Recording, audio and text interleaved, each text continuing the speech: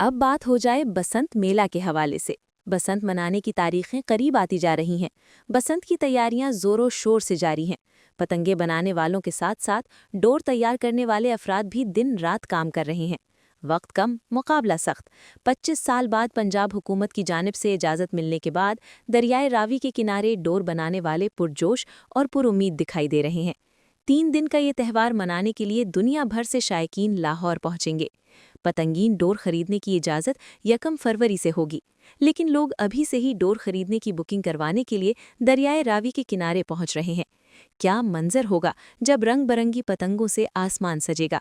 पतंग साजी एक इंडस्ट्री हुआ करती थी, जिस पर 25 साल पहले पाबंदी लगा दी गई। नुमाइंदा PNP न्यूज़ HM फैयाज ने दरियाए रावी के किनारे डोर लगाने वाले मेहनतकशों से बसंत की तैयारियों के हवाले से जब पूछा तो उनका क्या कहना था, देखे हैं उनकी ये report. HM Faiyaz, PNP news channel, Lahore. अस्सलाम वालेकुम नाज़रीन, आप देख रहे हैं PNP न्यूज़ चैनल। मैं हूं आपका मेहमान कि आज इस वक्त मैं वहां पे मौजूद हूं। ये डोर तैयार की जा रही है।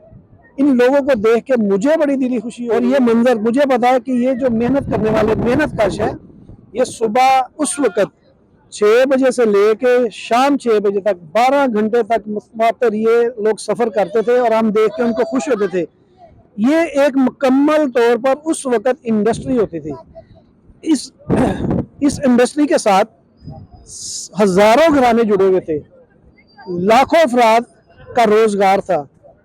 ये लोग डोर तैयार करते, बसंत मनाई जाती, पतंगे तैयार होती, पतंगे सेल होती। ये ऐसा होता था कि लोग शौक के साथ बसंत मनाने लाहौर आते थे, कराची से, पेशावर से, आज़ाद कश्मीर से।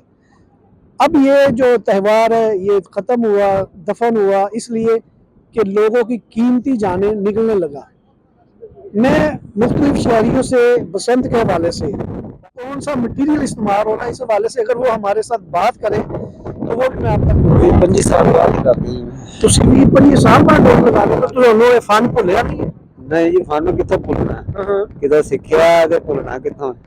जिन्नी देर तक इस ते पाबंदी रही है उਦੋਂ तक ਤੁਸੀਂ किस तरह अपने रोजगार का गुजारा करते सो?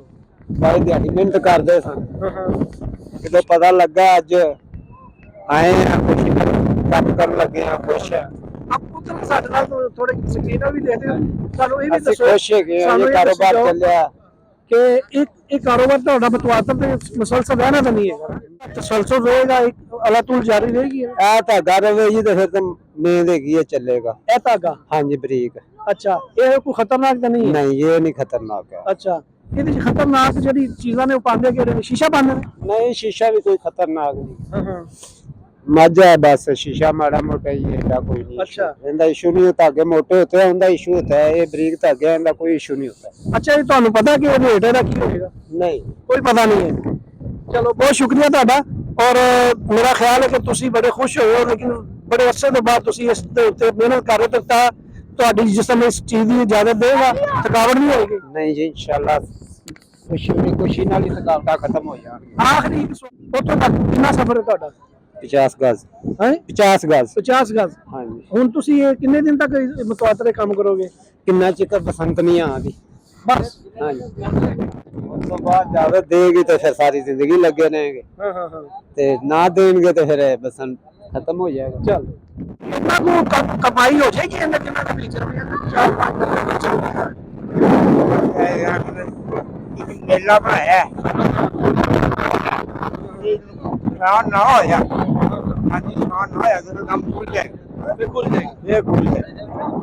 ਤੁਸੀਂ ਕੀ ਇਹਨੇ ਦਿਨ ਕੀ ਕਰਦੇ ਹੋ? 5 साल बाद दोबारा हथ लाया की मेरे को घर गड्डी लोटी घर लोटा घर में खिला रहा है। शहरियों से बात करता हूँ जो इस बसंत के त्यौहार का शौक रखते हैं, पतंग डोर का शौक रखते हैं और जानते हैं कि वो इस हवाले से क्या कहते हैं।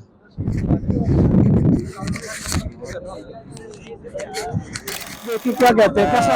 खुशी का कोई मोल नहीं होता।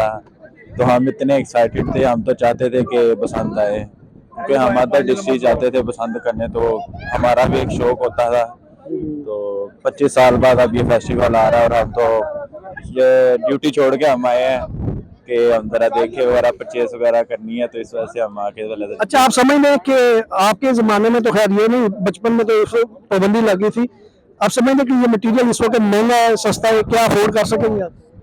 सर देखें जेब के हिसाब से जिन्होंने अफोर्ड करना हो वो कर लेते हैं, जिन्होंने नहीं करना हो वो फिर अपने हिसाब से मैनेज आप कर भी सकते क्या डोर खरीदने आए हैं? जी सर, डोर की अच्छा, अभी वो मेरा ख्याल सेल तो नहीं कर रहे, लेकिन आप क्या कहते हैं, पसंद क्या पहले है? जो करेंगे ये सेल वगैरह बुकिंग करवा रहे हैं? बुकिंग के लिए आए हैं, साथ से पूछते हैं अब क्या मामला है, क्या सेल देते हैं। ਕਿੰਨਾ ਰੁਪਏ ਰਹੇ ਹੋ ਤੇ ਕਿ 25 ਸਾਲ ਦੇ ਦੌਰਾਨ ਤੁਹਾਡੀ ਜਿਹੜੀ ਐਕਸਰਸਾਈਜ਼ ਹੈ ਉਹ ਤਾਂ ਦਫਨ ਹੋ ਗਈ ਹੋਏਗੀ। ज़ाहिर है ਹਾਂ आस्ता ਤੇ आस्ता ਦੁਬਾਰਾ ज़ाहिर होने शुरू हुए आस्ता सब बढ़ेगी। ਮੈਂ ਅੰਦਰ ਅੰਦਾਜ਼ਾ ਲਗਾਵਾਂ ਤੇ 50 ਕਿਲੋਮੀਟਰ ਦਾ ਸਫ਼ਰ ਹੋ ਕਿੰਨਾ ਹੋ ਜਾਂਦਾ 50 ਕਿਲੋਮੀਟਰ ਹੈ ਬਿਲਕੁਲ। ਸਵੇਰ ਜਾ ਕੇ ਕੰਮ ਕਰਦੇ ਹੋ, ਸ਼ਾਮ ਨੂੰ ਜਾਂਦੇ ਹੋ, ਤਾਂ ਦੂਸਰੇ ਦਿਨ ਤੁਹਾਡੀ ਥਕਾਵਟ ਤਾਂ ਇਹ ਨਹੀਂ ਕਹਿੰਦੀ ਕਿ ਮੈਂ ਨਹੀਂ ਅੱਜ ਕੰਮ ਕਰਨਾ, मैं रेस्ट करनी है? नहीं थकावट तो कुछ नहीं, ज़ाहिर रूटीन बन जाती है ना, डिटेल मतलब आंदे जाने या फिर वो थकावट महसूस नहीं होती है। ਅੱਛਾ, ਜਾਂਦੇ ਜਾਂਦੇ ਦੱਸੋ ਤੁਸੀਂ ਇਹ ਡੋਰ ਤੁਹਾਡੇ ਹੱਥ ਹੀ ਫਿਰਦੀ ਕਿ ਨਹੀਂ ਫਿਰਦੀ? नहीं ये देखो ये तुम्हारे सामने अच्छा शीशा लगाया है अच्छा जी, वो शीशा तो ऐसा भी शीशा अपने बचाव वास्ते लगाया है। अच्छा, ਇਹਦੇ ਨਾਲ ਸਾਰਾ ਕਲੀਅਰ ਹੋ ਜਾਏਗੀ, हाँ, ਖਤਰਨਾਕ बिल्कुल, नहीं, बिल्कुल। टूट जाएगी खेचा मारना। नहीं हाँ खंचा ज़ाहिर है जो एक खंचा मारे तो टूटने चलो, ये खतरनाक तो नहीं है? ना ना ये डोर इस वक्त बहुत नाजुक डोर है, और जब ये डोर टूटती है तो पता चलता है कि ये नाजुक डोर थी, लेकिन जब ये गले काटती है तो ये बड़ी जालिम डोर हो जाती है। अब मैं अपने शहरियों से, बसंत मनाने वाले उन शायकीन को यही कहूँगा कि आप बसंत मनाएं, लेकिन खुदा के लिए ऐसी केमिकल डोर, क्लच की तार और इसके अलावा जो तंदी होती है उसको मत इस्तेमाल करें। और जाते जाते ये पैगाम दूंगा कि आज 25 साल बाद ये जो यहाँ पर काम करने वाले हैं वो बड़े खुश नज़र आ रहे हैं, दोबारा से उन्होंने अपनी मेहनत का आगाज़ किया है, और दुआ करते हैं कि अल्लाह ताला इस त्यौहार को पुरअमन तरीके से गुजारे और किसी किस्म का कोई जानी या माली नुकसान ना हो।